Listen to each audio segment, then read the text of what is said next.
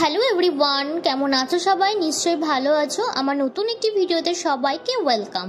আজ আমি তোমাদের সাথে শেয়ার করব সম্পূর্ণ নিরামিষ পদ্ধতিতে ডালিয়ার খিচুড়ির রেসিপি। যে কোনো নিরামিষ দিনে বা সকালে জলখাবারে চটজলদি এই রেসিপিটি কিন্তু তৈরি করে নেওয়া যায়। তাহলে চলো বেশি দেরি না করে আজকের রেসিপিটি শুরু করা যাক। ডালিয়ার খিচুড়ি বানানোর জন্য যে উপকরণগুলো লাগবে সেগুলো চলো দেখে নিই। আমি এখানে সবজির মধ্যে নিয়েছি ফুলকপি, ক্যাপসিকাম, গাজর, বরবটি আর আলু। এখানে তোমরা তোমাদের পছন্দ মতো সবজি দিতে পারো। আর এখানে মশলার জন্য নিয়েছি তেজপাতা, শুকনো লঙ্কা, কাঁচা লঙ্কা আর আদা। এবারে চলো রান্নাটা শুরু করা যাক।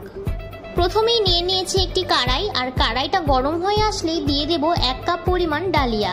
ডালিয়াটা দিয়ে আমি কিছুক্ষণ ভালো করে ভেজে নেব। এখানে আমি ডালিয়াগুলোকে ভালো করে ভেজে নিয়েছি। এবারে একটি পাত্রে তুলে নেব।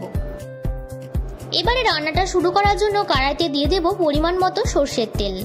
তেলটা গরম হয়ে আসলেই ফোড়নের জন্য দিয়ে দেব গোটা জিরে, শুকনো লঙ্কা, তেজপাতা, কাঁচা লঙ্কা আর আদা।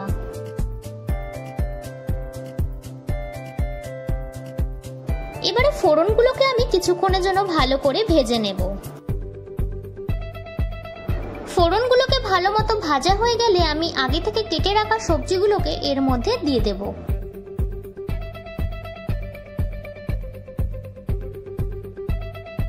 এরপর সামান্য হলুদ আর লবণ দিয়ে সবজিগুলোকে আমি ভালো মতো করে ভেজে নেব।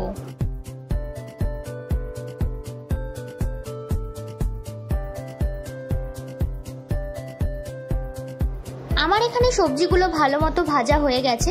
আর ক্যাপসিকামটা আমি আগে অ্যাড করিনি, এখন অ্যাড করে দিচ্ছি, কারণ আগে অ্যাড করলে ক্যাপসিকামটা গলে যেত।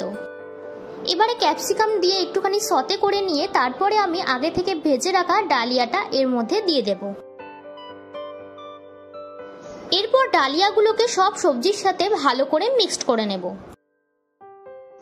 এরপর দিয়ে দেব 2 কাপ পরিমাণ জল। সবকিছুকে আবারও ভালো করে মিক্সড করে নেব।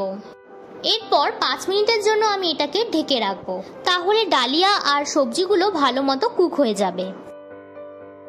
5 মিনিট পর ঢাকনাটা তুলে নিলাম, আর দেখতে পাচ্ছি সবজি আর ডালিয়া দুটোই কিন্তু খুব ভালো মতো কুক হয়ে গেছে। আর আমাদের ডালিয়ার খিচুড়ি কিন্তু অলমোস্ট হয়েও এসেছে। লাস্টে অ্যাড করছি 1 চামচ ঘি। আমাদের ডালিয়ার খিচুড়ি সার্ভ করার জন্য কিন্তু একদম রেডি।